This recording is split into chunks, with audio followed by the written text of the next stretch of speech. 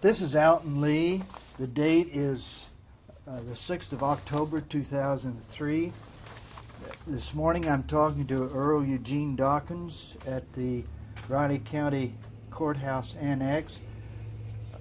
Jim Sharp and Diane Gade are on camera. Earl, why don't we start out with telling us a little briefly about where you were born, when, public schools, that's the background sort of. Okay.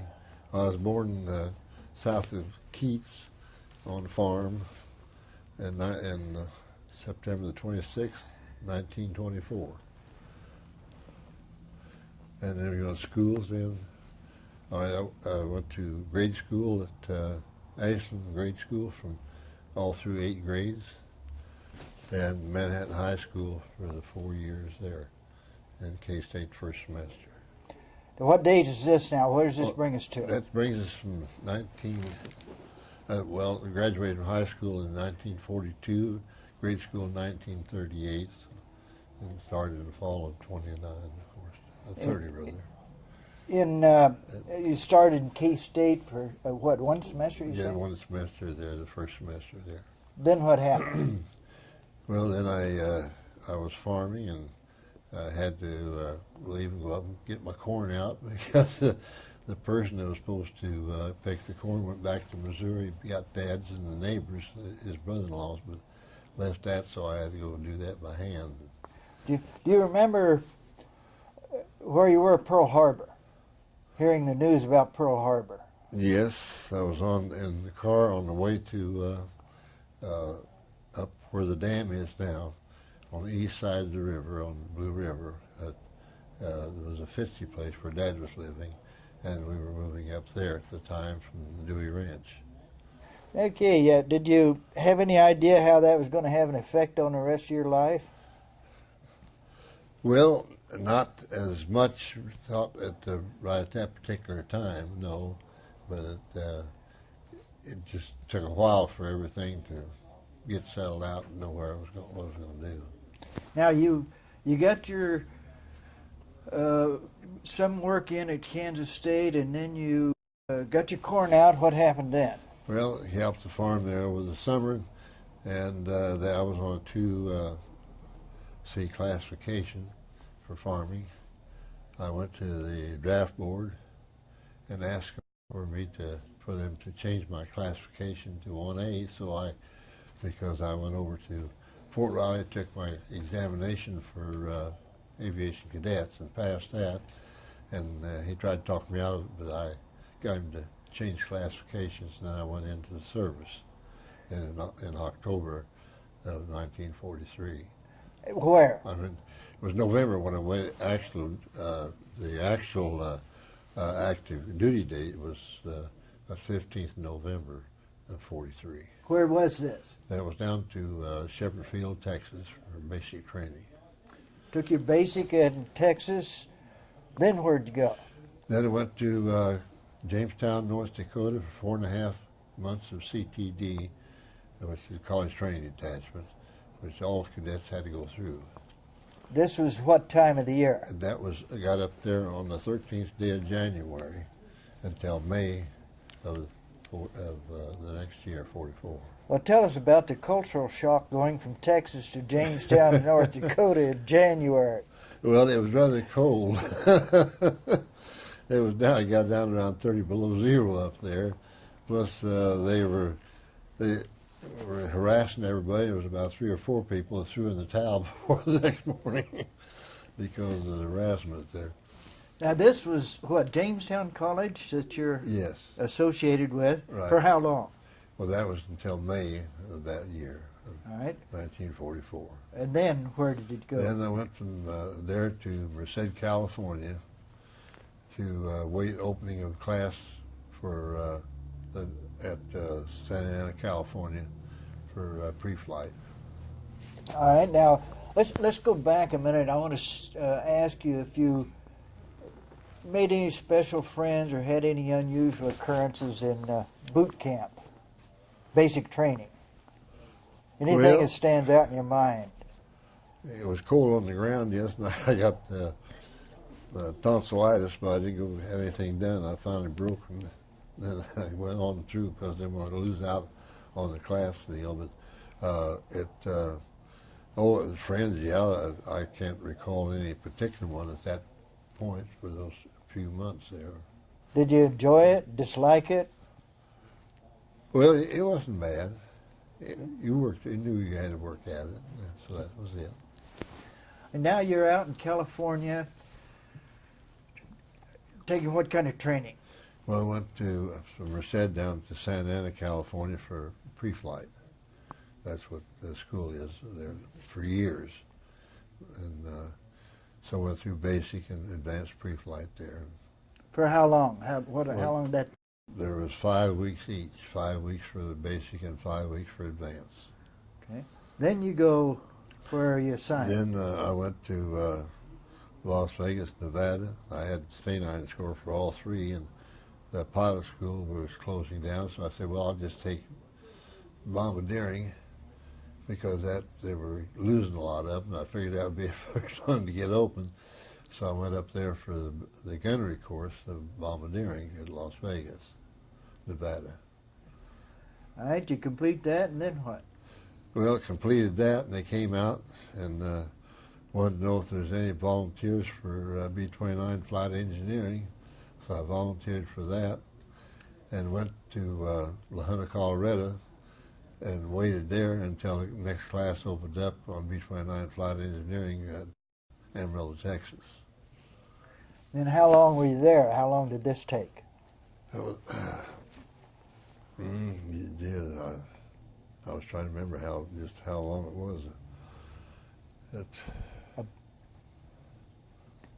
It was good for about 4 months, 4.5 months, right. Something like that. Yeah.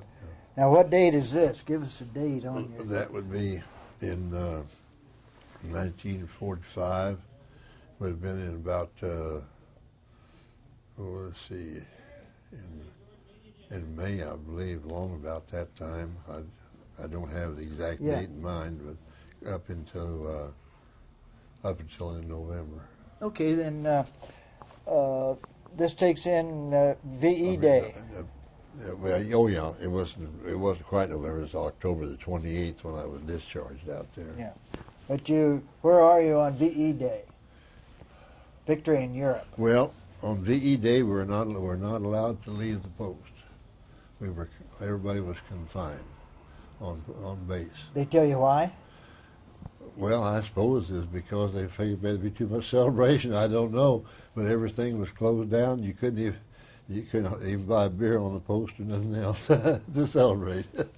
Didn't want to get too wild about it. No. All right, then you're still thinking in terms of getting overseas. The Japanese war is still going on in the Pacific. Not in 45. It was over there.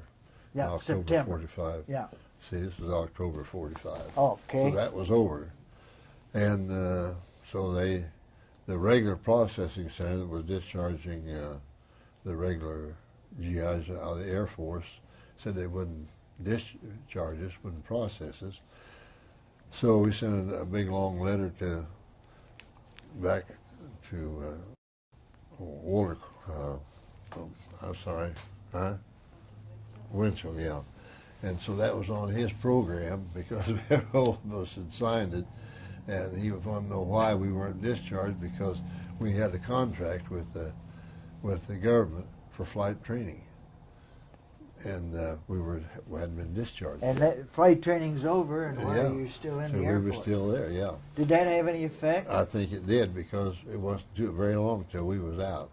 Walter Winchell was pretty powerful, popular Yeah. at that So we time. was out on the 28th of October in 45. Where was this? Where'd you get your discharge? Right there in Amarillo, Texas. Amarillo. All right. Now, before leaving your military, is there anything outstanding that in your mind that what was your overall military experience? Did you enjoy it? Did you? Oh yes, I enjoyed the people I served with, and there's one of them that lives out in Oregon that we keep real close touch with yet today. Hadn't seen for several years. And another one down in that's in Louisiana, Baton Rouge, but he's got Alzheimer's, so I can't really talk to him anymore. Yeah. But those two I really stayed close in touch with. Okay, now you're discharged. Where do you go? I came back to Manhattan. All right. Are you married yet? No, I got out the 28th of October and married the wife on the 15th day of November, 14th of November, I think. How'd you meet her? Well, I was. How long have you known her? Well, I knew her before I went into service because I was where I was farming before, and I went to the service. It was on a farm that was owned by the same people that my sister and her husband were farming.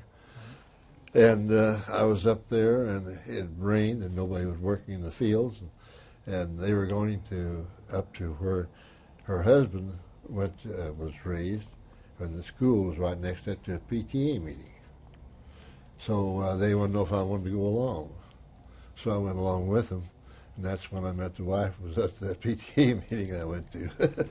Then you dated. Did you get married before you went into service? No. Didn't get married until I was out of the service. Right. She had a twin sister that I'd taken a friend up with the first time, and another friend of mine the second time, because the other one had a lady he was going with up there, and they ended up getting married, which is a neighbor of mine.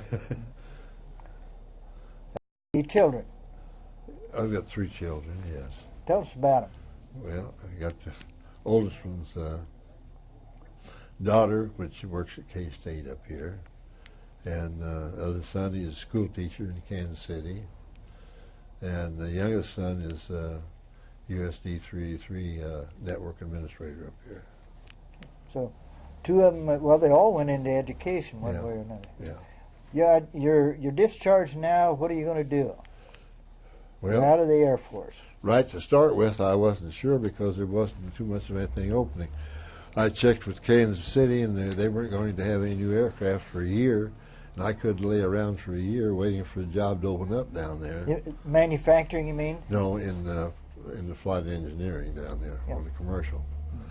And so I kind of walked the streets around for a little bit till about the middle of December. I had a cousin and a brother that worked at a garage here in town, and I dropped in to see them a few times. And in the middle of December, which wasn't too far later, I walked in there, and the service manager says, "Are you still looking for a job?" I said, "Yeah." He said, "Well," he said, "go back there and put a window in that automobile back there then." So I worked the first 2 weeks taking inventory and getting parts for the people, and then I worked on the bench from there on. During that interim period, were you on what we call the 5220 Club? Yeah, I did, yes. Did you think about the GI Bill? Did you use that Yes, in any way? But no, well, I did on when I went to work for the garage there, yes. I used that on job training was, there was less money for the owner to pay, actually, because I made more than that when I quit, after it was over with the next month, because I was taking in a lot more than what the GI Bill was paying me. You finished this on-the-job training. Then what did you do? Well, I worked there. Went to work there, of course, in '45 in December until June of '48. And brother, he moved back to Nevada. We moved back to Reno there. He moved out there in '39 because of his health that he had. The dry weather out there agreed with him.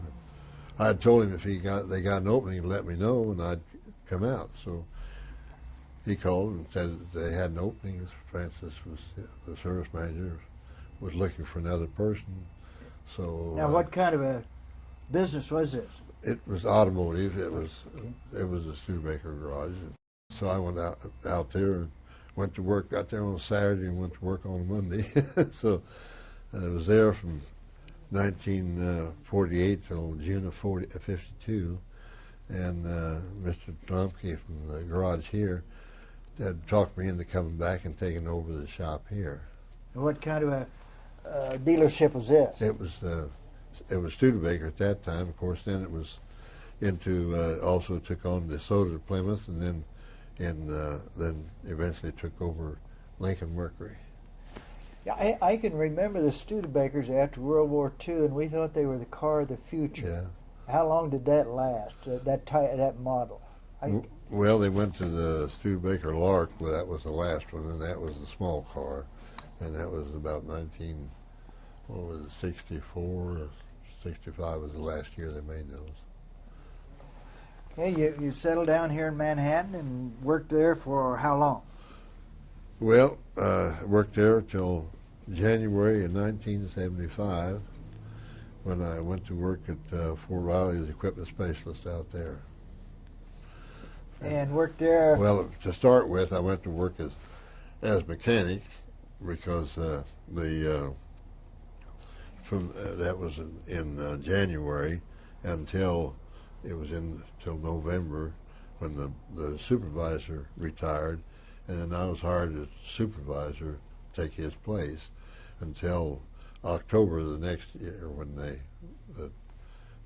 went contract. So we had to move up to Custer Hill, and had to get all the tools all tagged and marked and everything so when the contractor took over in October, why they wouldn't be no problem in getting them all transferred over. So I had in Funston I had the tactical vehicles as far as component repair, and then up on the hill on Custer Hill had combat and tactical both. So I had about 28 people working for me there. How long were you working there? Well, that didn't last too long until they went contract. Yeah. We did it up in September till then it was in November why it went over to the contractor. He underbid us, but then he run out of money in 6 months, but that didn't make any difference. They had money to pay him. But then, so I went up to the office as equipment specialist then until I retired in 1990. I had warranty, force mod, and MWOs on all the equipment coming aboard. And moved back to Manhattan? I lived in You were living there I all still the time? lived here all the time, yeah. Commuting? Yeah, just from here out to Fort Riley there. Hey, tell us about grandchildren. Well, don't have too many of those. We only had 3 grandchildren, which old son had a granddaughter. She graduates from college this next spring. And the grandson, our daughter had a son, so he's down in Texas, and he's a fireman paramedic down there at north of Richland Hills.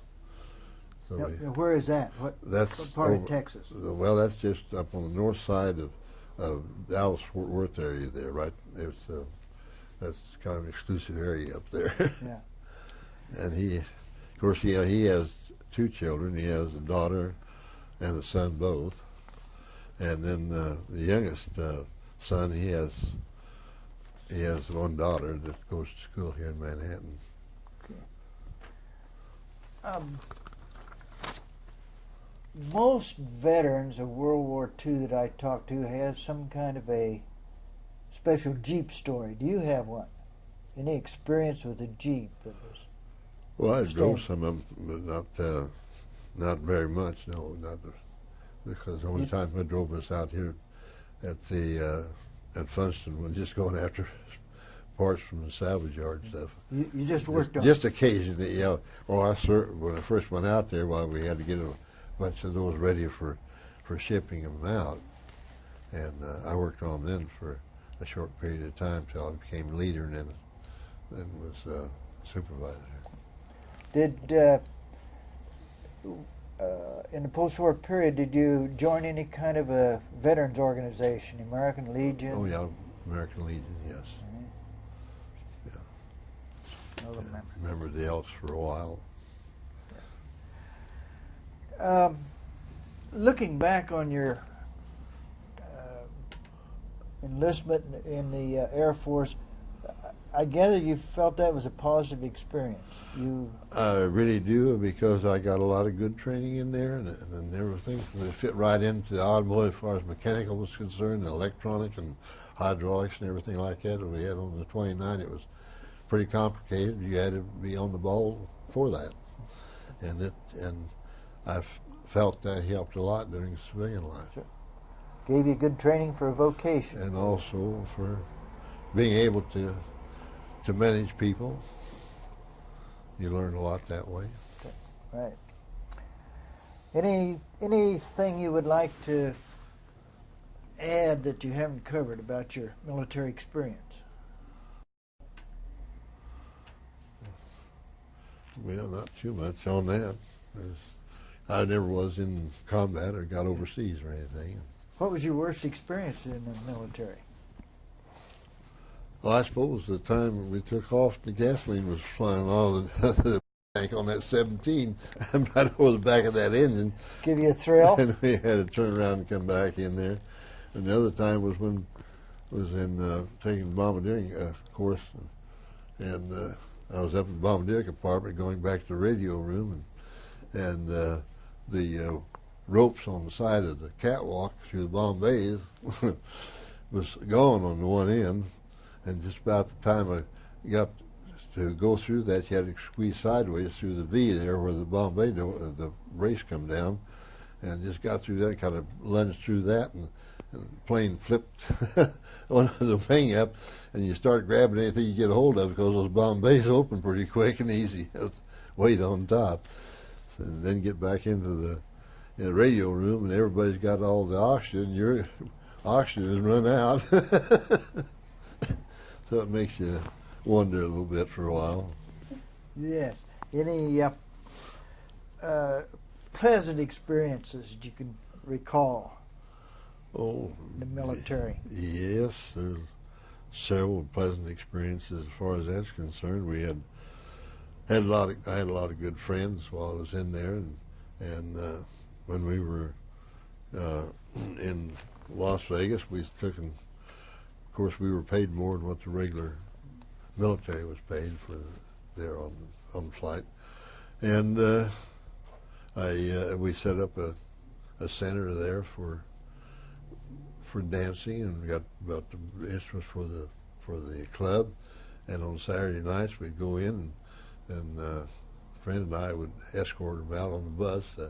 Girls that was coming out there for the dances that night and we'd have dances, and we'd done the same thing in Amarillo, Texas. We'd use an old mess hall and fix it up, and have Cokes and sandwiches and so forth there for. Make your own entertainment. Yeah, Where did the girls come from? Some kind of a church? They were in town, of course. I don't know who made the arrangements on that wanted to come out, but I imagine they was pretty well screened before they got on there. There was some civic organization of some kind that would. Yeah, like in